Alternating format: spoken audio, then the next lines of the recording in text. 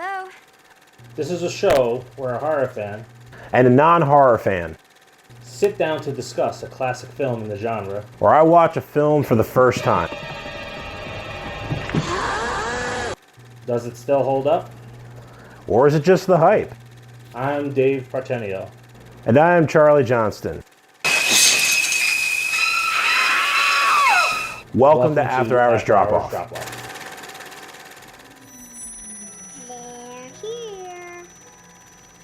On our debut episode, we'll be speaking about The Omen, released on June 25th, 1976, starring Gregory Peck, Lee Remick, and Harvey Spencer Stevens.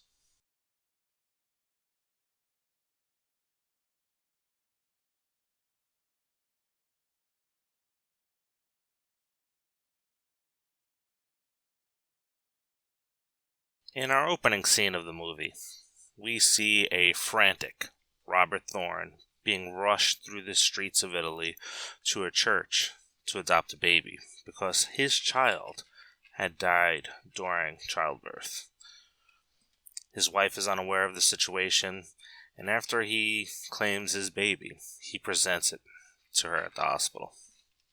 So, Charlie, Gregory Peck, David, an amazing actor. Yeah, absolutely. He was on the downside of his career with this one. Yeah, it shows. He's way too old for that wife.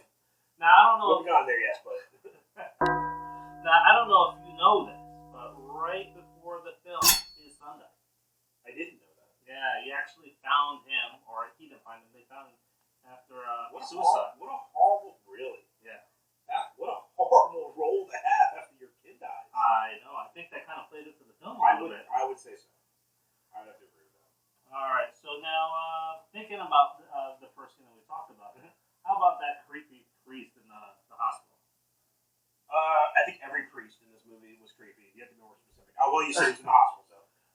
No, the whole setup for I thought the opening. We talked about the title sequence, but like the whole opening sequence where he is driving through town just to get to the hospital. The thing I'll say about this movie for me, never not seeing it before, it brings you back to kind of a bygone time of like actual filmmaking, which I dug. We talked about it a little bit before. Kind of obscured angles, like things, little subliminal things that they do to add attention because the technology at the time just wasn't there. It has benefit to them, really. You know what? I have to agree with you there because that opening scene is almost intense. It's a raining, rush. Yeah. He's in a panic. The camera angle. You know what I mean? I mean, Gregory Peck's an amazing actor. It all works, and it's like there's nothing really going on other than this guy's driving. Yeah. But the tension already is just wound up to 11. Oh yeah. You know what I mean? And I think in that whole through the rest of the film, that's what you get the most out of it. It really was a good example for me of just you don't see that in movies nowadays. 4 years later, Thorne is made the ambassador to Great Britain, where he and his family move. They're celebrating Damien's 5th birthday by throwing a huge birthday party. Damien's nanny notices a stray Rottweiler that appears at the birthday party. She is suddenly possessed by his eyes. She soon declares her love for Damien by jumping off the top of the building and hanging herself. So this is one of the creepier scenes, I think, in the movie here. We were talking a little before we started recording. Was you had done a preview, like a test footage thing, where you were talking about your favorite scene, which we'll talk about the actual scene later. Mm-hmm. But the interesting thing is that your scene is not the scene. This scene specifically typically seems to be the one that they'll gravitate to. Is like, oh my God, the woman committing suicide in front of Damien. Like that's serious business. Oh yeah, it's pretty heavy. Nowadays it's like everyone's so desensitized. It's not something you really think about, but like. And in context too, because again, you watch enough YouTube, you see that scene over and over again, and then you watch the movie, you're like, okay, we are in danger zone territory. I gotta be honest with you though, not a lot of leashes in this movie. Oh no, like dogs everywhere. Everywhere. You seeing this film for the first time? Yeah. Have you seen that clip on YouTube? Oh yeah. Oh yeah. Whenever you watch, I'm not going to give away other channels because we're better than them. But Any certain popular countdown channels that only like to count down the same like 15 clips ever. Yeah. Again, I'm not going to name specifics. They like to use that clip as one of the more horrifying, like the most one of like it's usually like top 3 or 5 of the most horrifying scenes, and I can understand it for sure. Especially again, 1976. You know, we're not even close to. I mean, horror had been around for a long time as a genre. But that's probably, I mean, like, when was Exorcist? Oh, man. 70. I think Exorcist might have been after. Or right around the same time. I would have to take a look and see. I know it would be it was probably a very pivotal moment for the genre, just, I would assume, because you give me 2 movies before that showed as graphic a nature thing. And it's not like this movie's got a lot of gore. No, not There's at all. a decapitation at the end, which I know I'm skipping, sorry. But there's a spoiler.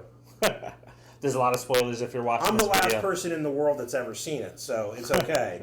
I've just spoiled it for myself. No, I saw it already, so it's no one can be spoiled. But yeah, like, you know, it's the shock value of it, and you know, not that suicide's not taboo at any time. It's pretty heavy, but it's heavy. Yeah. It's like, ugh. Yeah, I seen we're not gonna get into this today, but I seen another movie recently where that is actually a part of the opening scene, another suicide, and it's just a heavy weight that hits you. So, you know, it's intense. It's effective too. If it's done with class. I don't know if you could do anything like that in class. Well, speaking of that, you know, still a heavy topic, so serious. Even though we're kind of joking about it, so, you know, there are helplines out there if you do need to reach out for that stuff. Now, let's change to a lighter note. 5-year-old, you have a mini circus in your backyard for a birthday party. How freaking awesome is that? Well, the family's got money. You saw that house. You saw that house. Like, come on. Like, I understand he's an ambassador. Do ambassadors make that kind of money? I don't know. Well, you know, we mentioned it before. Was it an adoption? He's part of the U.S. government. Maybe he just got the baby. Maybe he's part of the Illuminati. Yeah, could be. You know, we don't know. Father Brennan arrives at Thorne's office the next day with a warning that he was at the hospital the night his son was born, and he hints that Damien is not human. You're the dad. Okay. This priest just shows up and says, "Hey, guess what?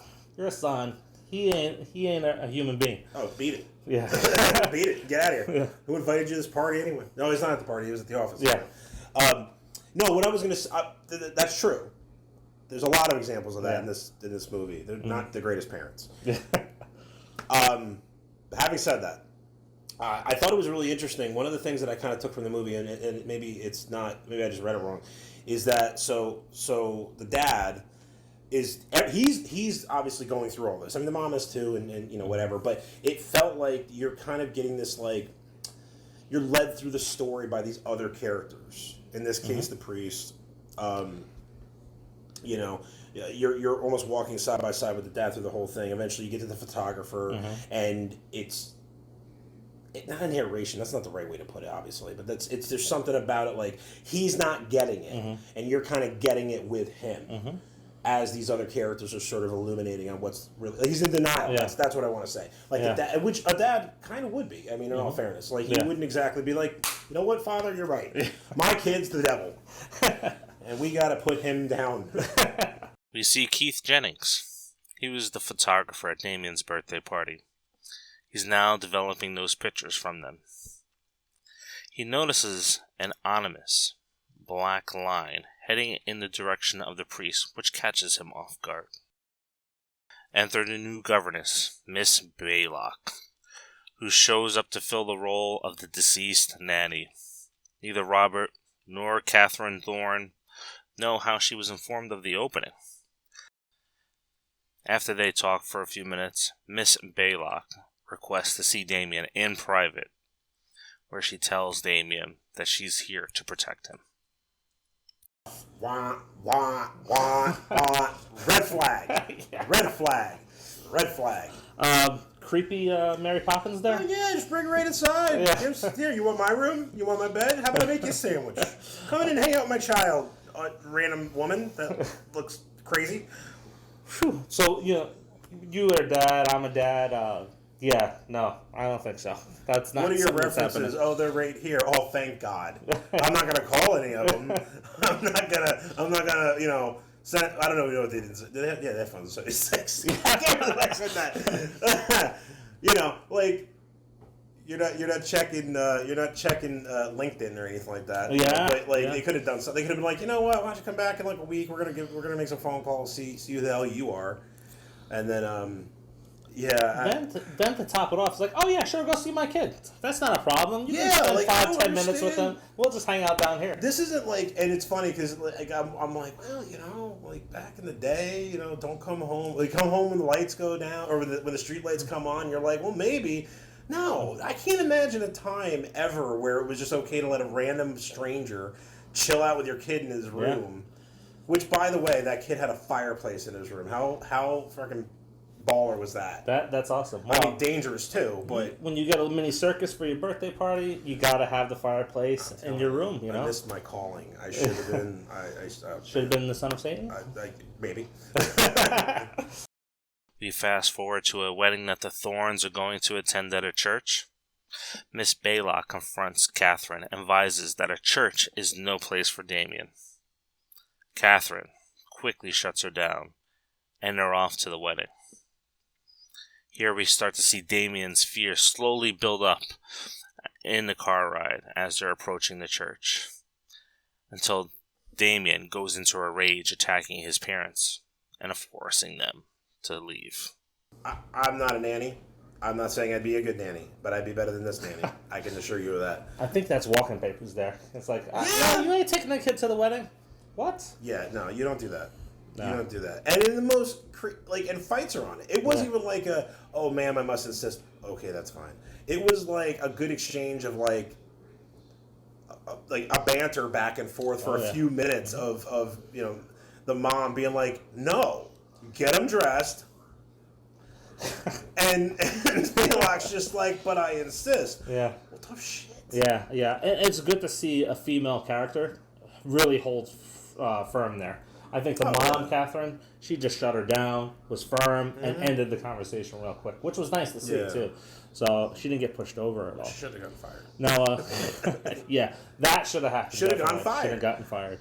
Now, no, the kid now throwing a tantrum in the car. He's great. Now, great actor. Didn't totally annoy me. Being a dad, I don't know if you've ever seen this movie or not, because I know you don't watch that many horror shows, but The Babadook, that kid just throws a tantrum in the car, and I just wanted to shut the film off after that. Really? Not my cup of tea. But here, really good acting. What did you think of that? No, really well done. And it wasn't like, it's funny because I wanted to make the joke of like, that was my kid. But he was good. Like he was a kid that was having a unsettling reaction like kids tend to do, to where you're like, all right, we'll get at it. I mean, they were trying to control him. I understand that. But like, yeah, it wasn't like a little. It wasn't like that. It was, not that I'm condoning that. Yeah. Not that I'm condoning that. But you know what I'm saying. It was 1976. Yeah. They hit the yeah, they did a lot. But no, it was really good. And I'll tell you, like, and as far as like key scenes in the movie, there's a lot of them, but that was up there. That was a turning that point. is definitely a big scene in that. So now, just in case you didn't know, Harvey Stevens, the person that played the little boy, that's what he auditioned, that part. Really? He won the role on that part because what he did that was different from every other actor that was in the movie is he clawed at the director's face and he kicked him in the junk. Yeah, man. From that point on, he had the role because he was the most psychotic when it came to throwing the tantrums. So. Was he the same? I mean, I know this is a series of movies. Was he the same kid in every movie? No, he's not the same in every movie. But in part 3, I haven't been able to find it, but there is a kid that's going around rounding up other little kids to be killed. Okay. I think he's one of those kids as an older person. Oh, like a cameo almost? Yep. Oh, okay, that's cool. Now, he did cameo in the remake of the film, which I haven't seen. I don't know if I'm ever going to watch that remake because the first one was so good. Right. That night, Robert seems to be suspicious of what happened. He mentions to Catherine that Damien's never been sick, never even had a fever. He goes to check on Damien, and encounters the same Roddy from the beginning of the movie in the hallway, growling at him. Miss Baylock comes out, intervenes, and advises that Damien needs a pet. Robert then advises her to get rid of him the next day. Oh, we got Miss Baylock again. She's slowly taking over the house. Now she's got a dog. These are such bad parents. Oh, It becomes a point to where it's like, is it really Miss Baylock's fault anymore? Yeah. She's just being her.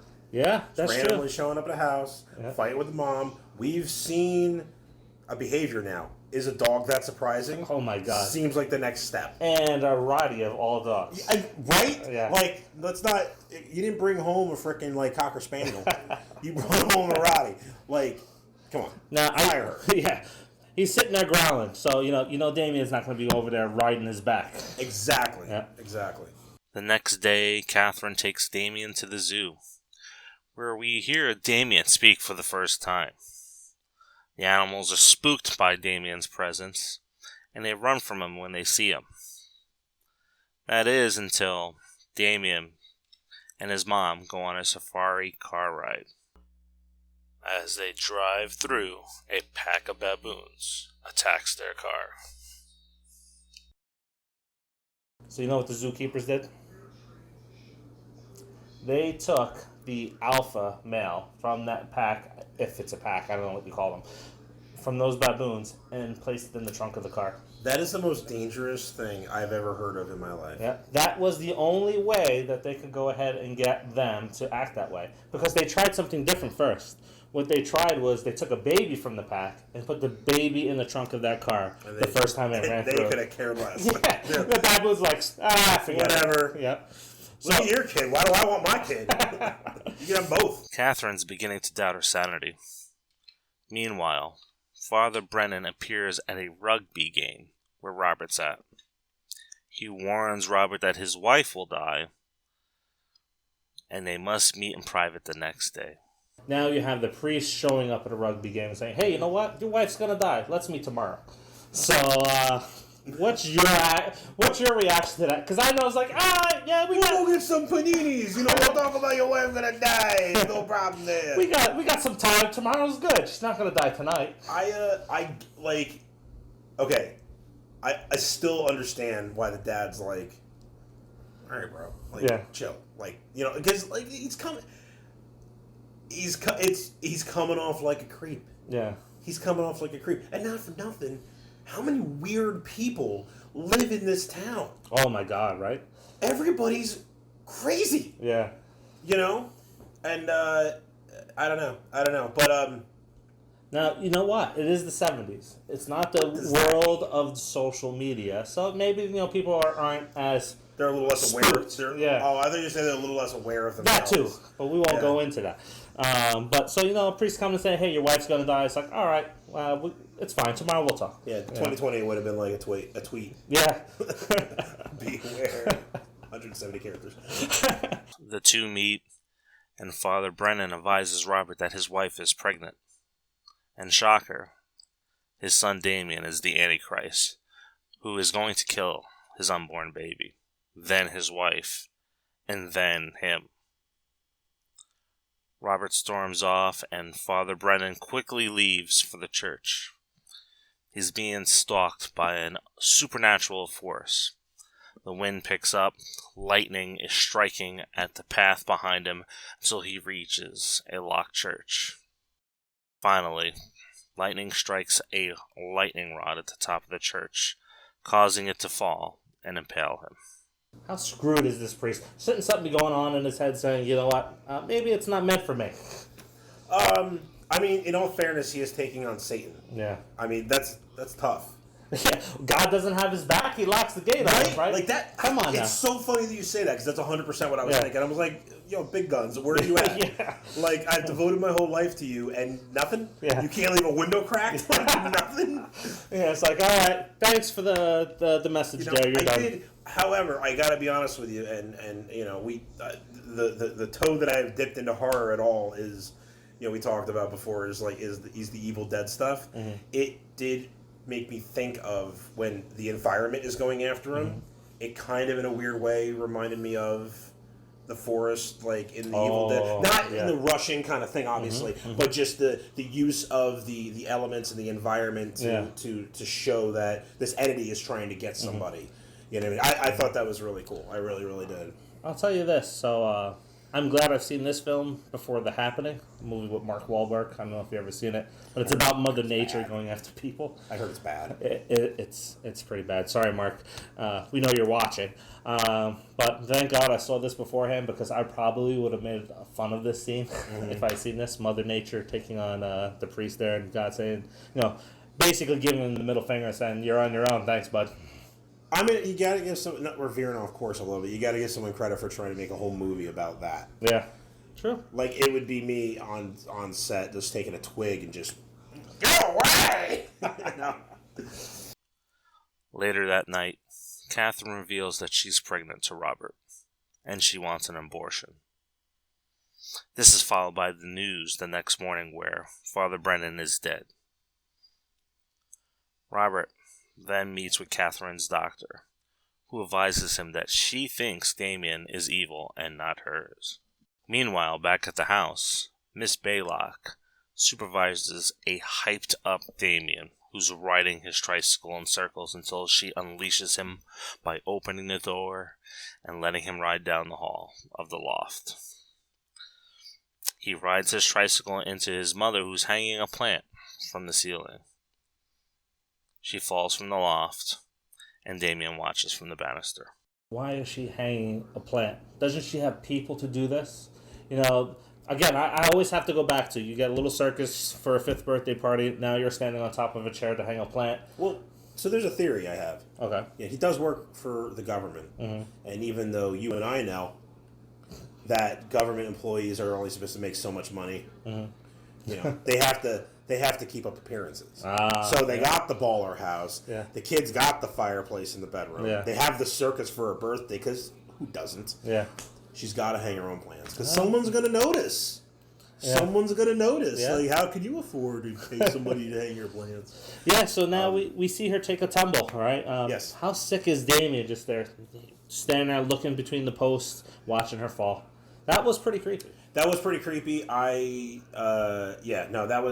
almost was going to say I liked that scene. I shouldn't like that scene. I thought it was a good scene. Yeah. It is a good scene. Cinematography, very good. Interestingly enough, though, before that was when she starts figuring out a little bit, like, she's got her idea. Again, when you watch a movie that's older like this, you see where other movies that are more current, not really this one's super current, but Devil's Advocate. Yeah. Devil's Advocate, where Charlize Theron is realizing, starting to, and she's going nuts and all this kind of stuff. I'm like, I don't know what. Not that it was that extreme, but I was like, it kind of reminded me of that a little bit. Like, she's seeing it just in time for her to not bite it at this point, but have something terrible happen, and she's figuring it out. Keith Jennings reemerges and meets up with Robert and shows him the pictures from the party of the priest and the nanny. Each photo has a defect that looks eerily similar to the causes of their death. They go to investigate Father Brennan's apartment, which is adorned in Bible wallpaper and crosses. They read the priest's diary, and they discuss the reverse star of David coming on the 6th day of the 6th month at 6 a.m., the same time that Damien was born. Jennings then reveals a picture of himself with a line through his neck. So what do you think about that priest's apartment? Wallpaper with Bible verses. Charlie Day. Really? No, Charlie Day. I can see him on there. The priest is probably with the strings there. He's going around saying, all right, so on the 6th day here. Yeah. No, again, again, you got to put yourself. Okay, so from the film viewer's perspective, you're like, okay, obviously the God has given this priest the ability to just be obsessed with this child, and he's really just he's figured it out or whatever. From the dad's perspective, I don't know how I feel, because this guy, the photographer, is trying to show him exactly look, he knew. Yeah. But then this, at the same time, this is the most thick-headed father there ever was in a lot of ways. Definitely. You know what I mean? So like, you got to wonder for a second, like, is he getting that, or is he just like, I told you he was fucking crazy? Yeah. You know what I mean? Like, I don't know. But now you have to figure now too. Around this age, people were a little bit more religious back then. Yes. So I know me personally, I would start getting creeped out, and I was like, yeah, you know what? Maybe there is something more to this here. You know, the photographer, the pictures, I think drove it home more. Oh yeah. If I'm looking from the perspective of the dad, like the pictures drove it home more. Robert and Jennings head to Italy to investigate Damien's origins. They discovered that the church where Damien was born was burned down shortly afterwards. There are only a few survivors, one being the creepy priest from the beginning of the film. They find the burned and deformed priest at a monastery up in the hills or the mountains. His only means for communication is being able to scribble some words with a rock and tablet. We're missing something. Burn victim priest. Let's have it right in a rock. You know, like, I don't know. That was where I kind of dropped back a little bit. I was like, you could have found his. You could have. Listen. You know what they could have done. Now that I'm going to take over the film, you could have. So you had the priest that died. Yeah. He's got all the Bible verses all over the room, all kind of stuff. Mm-hmm. What if you had something like the sense that something evil is going on like this, and then this guy kind of goes a little nutty too. He dies in the fire, or he's so scarred that he can't communicate. Yeah. But he had this. Yeah. And they find some kind of scripture that he had obsessed over, wrote, whatever, and it then tells. I feel like that would have been, because it would have called back to the other priest and like, oh my God, there's a pattern here, there's a thing. Mm-hmm. Instead, we got this guy that like, I don't know, it's like a filler scene. Right? It felt like a filler scene. I mean, not a bad one. I have to get from point A to C. Let's throw in. We got to shoehorn something in there. I mean, it's just my opinion. Yeah. I feel like you don't agree with me. No, I just want to ask you about the next thing. I don't know if you noticed it. What's that? Did you guys watching, or did you notice the elevator? How crazy was that elevator? The elevator goes up, the nurse just steps in and goes up. Yeah. I thought it was pretty cool. I've seen those before. Oh, really? Not in real life. I've seen them in other things. Yeah, that was like a real, that's a thing. Man, yeah. It's just like, you know, how deathly is that? Let me just step while it's going. People had balls back then. I don't tell you. Like, we're... Nuns did. I went to Catholic school. I got my hand slapped with a ruler quite a few times. That's where things really started going. When they started putting safety regulations on elevators. That's when society really went south. Priest directs them to an abandoned cemetery, where they discover Damien's mother and Robert's dead baby. They first open the mother's grave to find a skeleton of a jackal. Then they open the grave to his baby and discover a gunshot wound to the head. Having confirmed their suspicions, they flee the cemetery, being hunted by more Rottweilers. Now you said, this scene's interesting, because when we were talking off camera, you had told me that this was a jackal. Mm-hmm. And I legitimately thought I missed something with that, but I guess that's in the third movie? It was mentioned in the second movie. Okay. Born of a Jackal. Okay. See? And even when you told me that, I didn't even make that connection. Uh-huh. Man, I'm stupid. Now, you said the baby. Now, what your vote with how the baby died? I'm looking at that, and I'm thinking it's a hammer or a rock to the skull, because there's a hole in this baby's head. Blunt object. Yes. I think hammer. Yeah. I think hammer, because you got to figure the date that it's at. It's like probably the tail end of when sanitariums were still doing like very archaic sort of, so like a ball peen hammer or those little, like when they used to do the little thing. Yeah. You know that stuff was just around, even if they weren't actively using it. Yeah. Why not?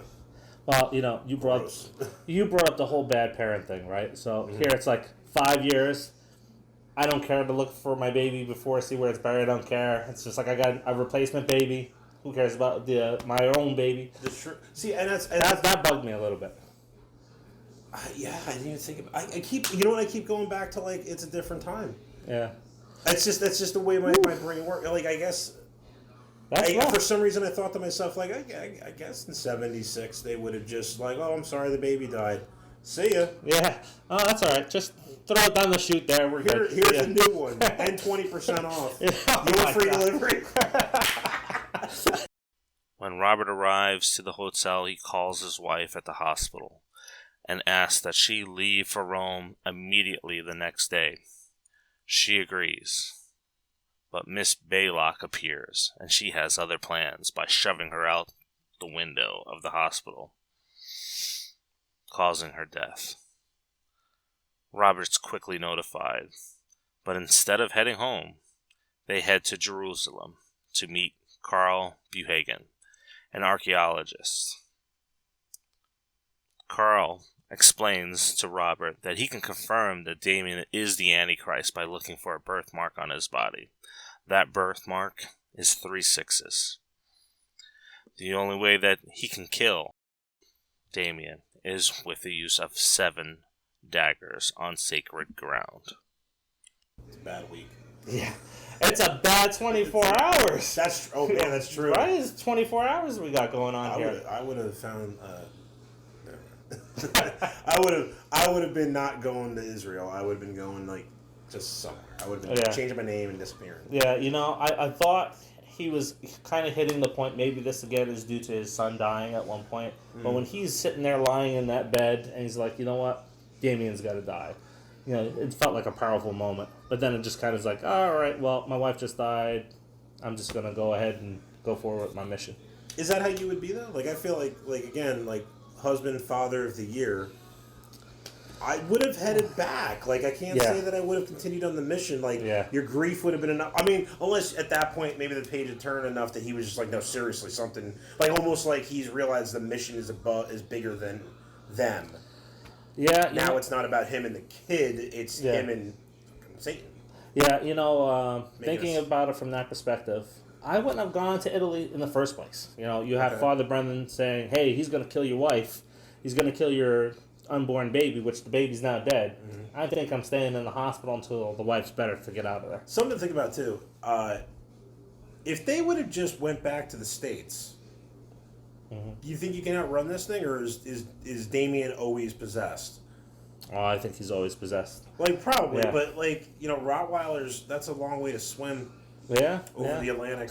Just leave the Roddy and Baylock behind. Yeah, it's just the one dog. She doesn't have an umbrella, so she can't fly there like Mary Poppins. That's true. Yeah. She does kind of look like Mary Poppins. Yeah, the evil. Yeah. Bad lady. Bad parents. Bad. This is depressing.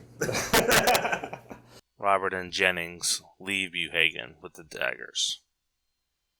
But Robert is having second thoughts. He advises Jennings that he's not going to kill Damien and throws the daggers away.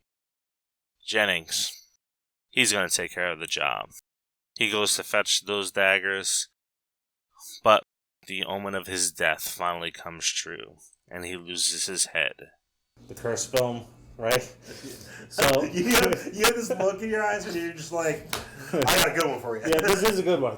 So special effects artist, John Richardson, he was in a car accident not too long after this, and his girlfriend was decapitated. Really? Yeah, here's the kicker. It was on the way to the city of Omen. Oh. And they were 66.6 kilometers away. Oh, get the fuck out of here. It's a cursed film for a reason. We're going to talk more about it later. But, that's a little creepy now. It's like... I think I'm quitting the movie at this point. That's a little... Okay. Well, it didn't happen during the movie, so I couldn't quit it. That's true. Don't do that movie again. Yeah. Maybe get out of movies. Well, you don't. Yeah. Did he go on with his career? Or did he quit movies? He did. No, he went on with his career. I don't know if he did any more, Damien or Girlfriend was just collateral damage movie. Yeah, maybe that was his sacrifice there. Yeah. I will say, so the decapitation scene, aside from being I think the goriest scene, which it's not like you had any no blood. Well, no blood, but I mean just as far as it being like graphic. Like, there's 3 scenes in this movie, which is crazy that, a woman falling and having a baby die. You know, just pales in comparison. yeah, like that. Like that's like not the shocker. Yeah. You have a suicide in the first like 15 minutes. The Roddies at the cemetery. I don't know why that part of the movie that left me really unsettled. Yeah. Like it was tense. Have you ever been attacked by a dog? I haven't, and I think that might be part of it. I've heard of people who have. Yeah. And I've owned dogs where I always, like, if I own a dog, I've always make sure that I'm, like, it's clear to the animal that I'm the alpha. So it's never really a concern. It's just the kind of the way it is. But the idea of a dog snapping scares the bejesus out of me. Well, that cemetery was creepy. Right. But so then you have that, and then there's the decapitation, and I'm like, even though there's no literal gore, it's just the idea, and that's the thing too. It's like one of the, again, lack of technology, lack of whatever. They could only do what they do. It was very prosthetic, very obviously fake, but it was like, I was still just like, oh, like it was still not a great, and that's, to be honest with you, that is my number one fear in life. Really? Specifically, like, remember the movie? What was that Schwarzenegger movie where he was on the SWAT team that was dirty? It came out at the same time where he was in The Last Stand with Johnny Knoxville. He did this movie, and then he did this other movie. Anyway, there's a death scene at the very end of that movie where somebody's trailing somebody else that's driving a flatbed. Yeah. The person in the flatbed stops short, and the two people in the car right into the bed of the flatbed and get decapitated. Ooh, I think I've seen that. Yeah. That is the biggest fear I have, at least in driving, where I'm like, no, thank you. So then this guy kicks it with this piece of glass off of the back of a truck or whatever it was. I'm like, no, thank you. So this is what the show is about. So I take it you haven't seen Final Destination 2? No, I saw the first one. Oh, there's a scene in there. I'm sure there is. Yeah, there's a scene in there that I'll raise that fear level a little There's bit. that. I'm going to tell you right now. There's that. And I have one other Achilles. Anything with the Achilles tendon. Ooh. No, thank you. Like Kill Bill. Kill Bill. Yeah. I have to like kind of turn away every time. I might have our next movie for you. Great. Great. We've reached our final act. Thorn needs a little bit more proof. He arrives home in a last-ditch effort to clear his conscience. He sneaks into Damien's room where Miss Baylock is sleeping to the side in another room.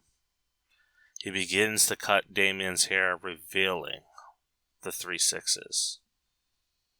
This is the scene that creeped me out most as a kid.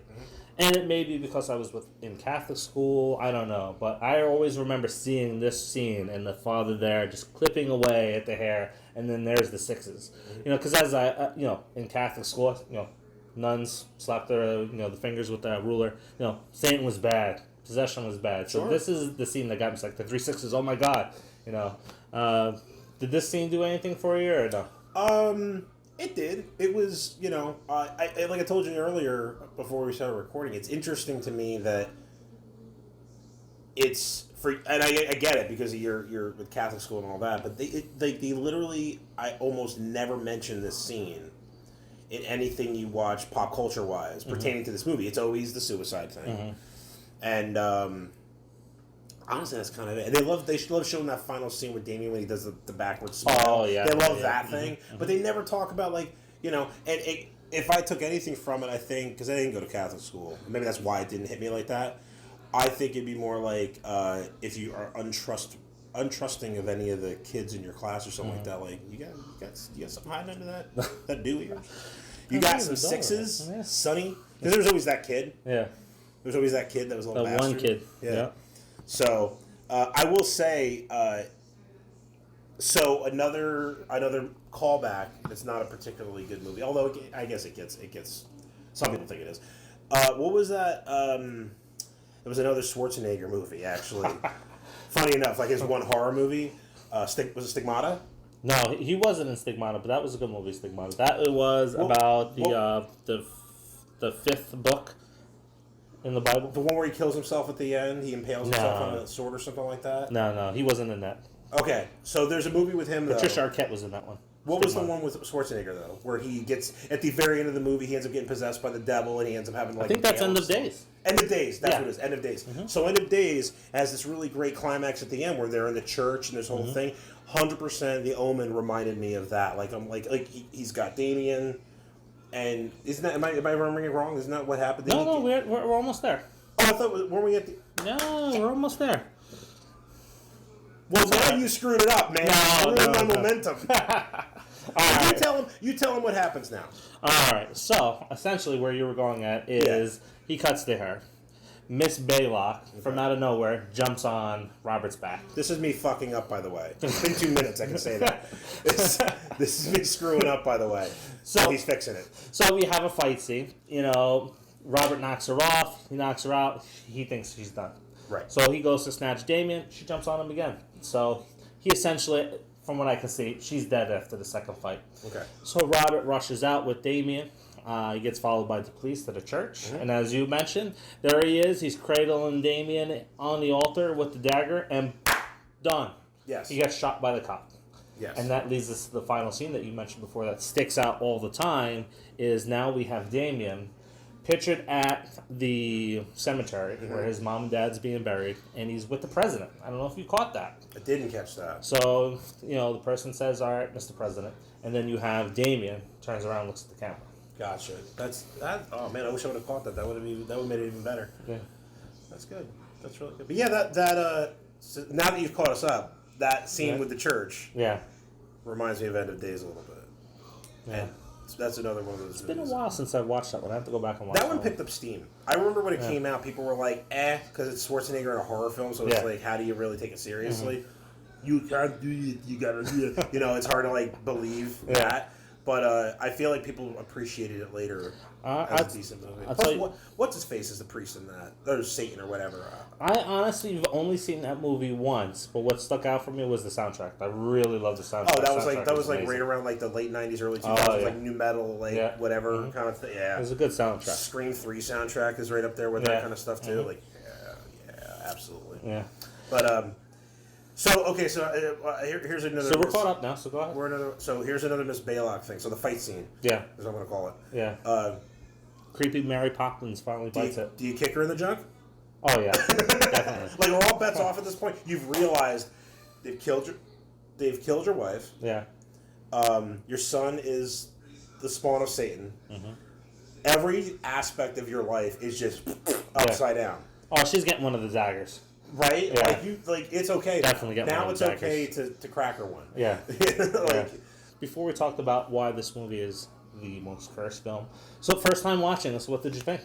Like I said, I thought it was really good. I thought it was refreshing to go back and see a film that was a film. So many things nowadays, like there's these distinctions between, is it a movie, is it a flick, is it a film? This was a film. This was a film. Like I said, I can joke around about decisions that these terrible parents made, but in all actuality, the acting's top notch. The camera work is stellar. Anytime, again, they do things that you don't see anymore. Nowadays, you see these movies and everything's a freaking half moon shadow shot, and it's all squared and perfect. The makeup is. These people are ugly people. Like they're not very good looking. The angles are crooked. It's kind of grainy. Which it's raw. It's rough looking. Like it's a film, but it's. And they have to work for it. They don't have the ability to consider this. In the age of digital, you can do a bazillion takes, and all you're doing is deleting the last one or something like that. They're working with film. Yeah, you got to get it in a couple tries, and it shows. Like there's more of an acting prowess there than just let me do it again. Let me do it again. Yeah. Let me do it again. Yeah. For an afternoon while they try to figure out how this lady's going to hang herself. Oh, yeah, let's get the perfect shot, perfect blood makeup, everything else. This was done very well. And very little gore. Yeah. None really, but, well, that just goes to show you don't need gore to sell horror. You don't. I think a lot of people try to add it in and do a little bit too much. Even with cursing now, too. You don't need to have all the language in the movie just to make it a horror movie. No. I mentioned about this movie being the most cursed horror film. Or film, period. So here's a couple of things that have happened, right? So we've learned that, Gregory Peck's son, committed suicide before the filming of the movie, right? On the way overseas to Europe to film this movie, 3 planes were struck by lightning. Gregory Peck's, the producers, and some of the cast and crew's planes. So, lightning striking a plane, it does happen, but now you have 3 sets of cast and crew from this film, and their planes are struck by lightning. Why do I feel like that's just not I believe right? it, Yeah, but it's just come on. Well, it could be good, clever marketing, right? So now, also in the opening scene of this movie, the aerial shot, the original plane was swapped out at the last minute. Okay. The people that got the swapped out plane died. The plane hit a mountain. Now, as we continue filming this movie... Cancel the film. Right? Cancel the film. It gets worse. It gets worse. So as we continue on during filming of this, the producer is staying at the Hilton. The IRA blows up the Hilton after he leaves the hotel. Okay. So there's a lot of things going on here. So we have things going on before the movie, during the movie, and then after the movie. A little strange. I don't know if I buy into the hype of it being cursed or it being marketing. It's really easy to look into. You would think that by now somebody would have, and these are active legendary lore and stuff like that. So you would think by now somebody would have looked into the flight log to see if 3 planes on all 3 planes got hit by lightning. I haven't seen it discounted. Well, right, exactly. Yeah. But I feel like that's one of those things that I had heard at some point is actually a lot more common than people realize. Really? I wonder how much. If you know, comment below if you know how often planes get hit by lightning. We appreciate it. Why are you shaking your head? There's Noah off camera, just so you know. Yeah. I'm going to talk to him whether he likes it or not. What are you shaking your head about? Him. Why? No comment? No, you with the comment down below. Yeah, the little plug. Yeah, got a plug. Oh, okay. All right, so I take it, first time watching this, you enjoyed the movie? No, good first movie. Yeah, absolutely. Yeah, I'll watch it again, and I'll tell you right now, because you said it you'd never seen the remake. Mm-hmm. I probably won't either. Yeah, I probably won't either because I know how hard remakes go, and it's usually not good. Yeah. So next film. So if anybody has suggestions, again, thanks to my son over there, comment below with any movies that you would like us to see if Charlie hasn't watched. We'll run the list by him to see if he's watched those movies. I do have some suggestions now for our next show. Have you seen The Poltergeist? You know what? Not in its entirety. Not in its entirety. Not in its entirety. Right. So we got that. Have you seen Pet Sematary? No. That is what we're going to do for the next show. Pet Sematary. All right. All right. So, thanks for watching. Hey, Paisano, thank you so much for watching the After Hours Drop Off. We appreciate it. Show your appreciation. Hit the little bell. Hit the little subscribe button. We got links in the bottom there. You watch any of the hosts on the Women of Heart, you know you're going to like it. We're going to appreciate it. My lovely assistant here, he's showing you some videos. Watch the videos. What do you got to lose?